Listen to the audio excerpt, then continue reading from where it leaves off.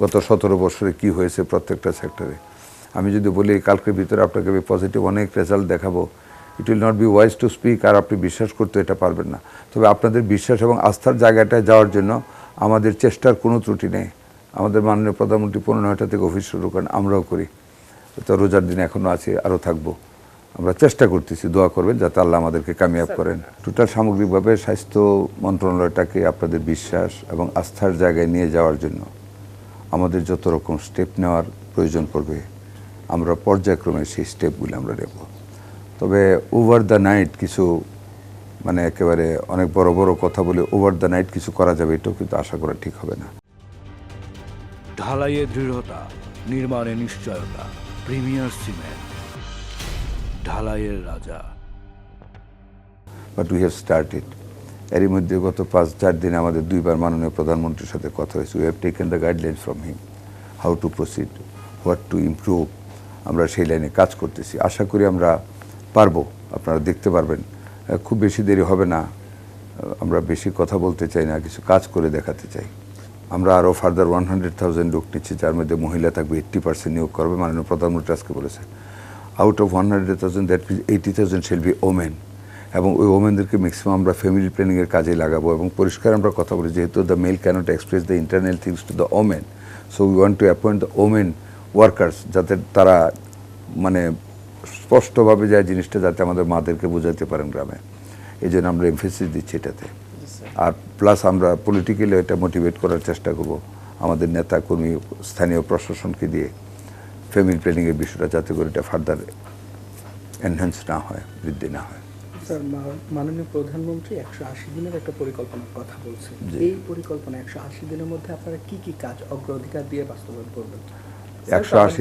180 দিনের ভিতরে আমরা আশা করি আমরা অ্যান্টি কারাপশন কিছু স্টেপ নেব, যেখানে করাপশন লিকেজ বন্ধ করার জন্য এটা করব। Punctuality of the doctor's attending the local hospital, এটা আমরা বৃদ্ধি করব। প্লাস আমরা যে নতুন 1 লক্ষ নিয়োগ দেব, এটাকে আমরা প্রসেস শুরু করব আমরা এটাকে। তারপর মানে অ্যাম্বুলেন্স সার্ভিস ইমপ্রুভ করব, এর ভিতরে আমরা উপজেলা লেভেলে অ্যাম্বুলেন্স সার্ভিসটা আমরা ইমপ্রুভ করব। তারপর আপনার এটার মধ্যে আমরা আরেকটা জিনিস নিচ্ছি, যে এই যে বজ্র মেডিকেলের, it's a dangerous thing for human health. আমরা বজ্র ব্যবস্থাপনার জন্য অলরেডি আমরা আরেকটা কোর কমিটি করেছি আজকের মিটিংয়ে। বজ্র ব্যবস্থাপনার মানে ট্রিটমেন্ট প্ল্যান্ট কীভাবে করা যায়, হ্যাঁ, এটা আমরা খুব তাড়াতাড়ি এটাতে আমরা এগিয়ে যাব, যাতে করে এটা তো অনেক মানে লাইফের জন্য হেলথ হ্যাজার্ড। এগুলো বর্তমানে যেভাবে ডিসপোজাল করা হয়, এটা তো আমাদের জন্য ডেঞ্জারাস। নদীতে ফেলা হয়, এখানে সেখানে পরে তাই খালে ফেলা হয়, মাঠে ফেলা হয়।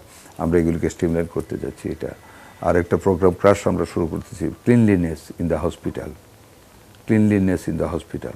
এটা হায়ার আউটসোর্সিং করে করব নাকি এক্সিস্টিং সেট আপের ভিতরে করবো, আমরা 2-1 দিনের ভিতরে ভিজিটে যাব। আমরা এক্সপার্টদের ডেকে এটা তো আমরা হাত দিচ্ছি, মানে অনেকগুলি ইমিডিয়েট ইয়াতে আমরা হাত দিচ্ছি। যেমন মেডিকেলের ছাত্রদের আবাসন খুব সংকট, এটাও কী করা যায়, এগুলি নিয়ে আমরা আলাপ করছি। But we have started our discussion and things to be done. We are fixing up the things to be done. এই জিনিসগুলি ঠিক যখন হবে, আমরা এই কাজগুলি করবো, তখন প্রম্পট গতিতে ইনশাআল্লাহ আমরা করে যাব। বাই দিস টাইপ মেডিকেল সার্ভিসটাকে উন্নত করার জন্য যেটুকু আমাদের সহযোগিতা আমাদের সম্মানিত ডাক্তারদের করা দরকার, আমরা ডাক্তারদেরকে কনফিডেন্সে নিয়ে বা ডাক্তারদের পোস্টিংটা আরও ইজিয়ার করে, যেখানে যার প্রয়োজন সেখানে পোস্টিং দিয়ে। যেমন আপনার একজন ডাক্তারের বাড়ি মনে করেন আপনার থানায়, হ্যাঁ, সে ওখানে চাকরি করতে স্বাচ্ছন্দ্য বুক করে, will try to give him posting at his own উপজেলা, যাতে করে তাকে ঢাকায় চলে না আসতে হয়, ডেপুটেশন না চলে যেতে হয়।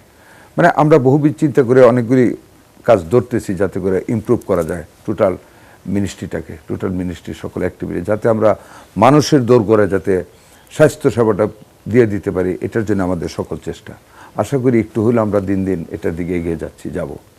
স্যার, আপনার পরিকল্পনার মধ্যে অনিবন্ধিত হাসপাতাল বা ক্লিনিকের বিরুদ্ধে ব্যবস্থা নেবেন কিনা, এবং কবে থেকে আসলে হাসপাতালগুলো পরিদর্শন? অ্যাক্রেডিটেশন সার্ভিসটা আমরা আরও প্রম্পট করবো, এটা নিয়ে আলাপ হয়েছে।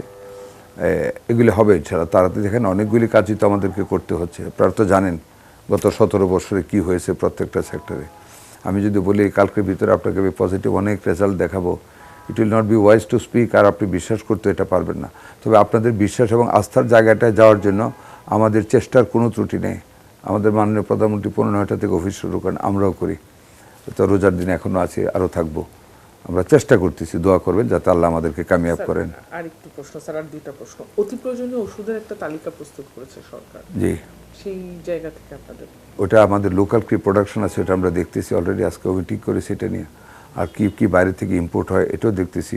অতিরিক্ত আপনাকে বলি, ভ্যাকসিনেশনের জন্য আমাদের ভ্যাকসিনের কি কি শর্টেজ থাকে, যেগুলি খুব emergency medicine for the life, এগুলি যাতে ইজিলি অ্যাভেলেবল হয় in a cheaper price comparatively, ওটা আমরা স্টেপ নিচ্ছি।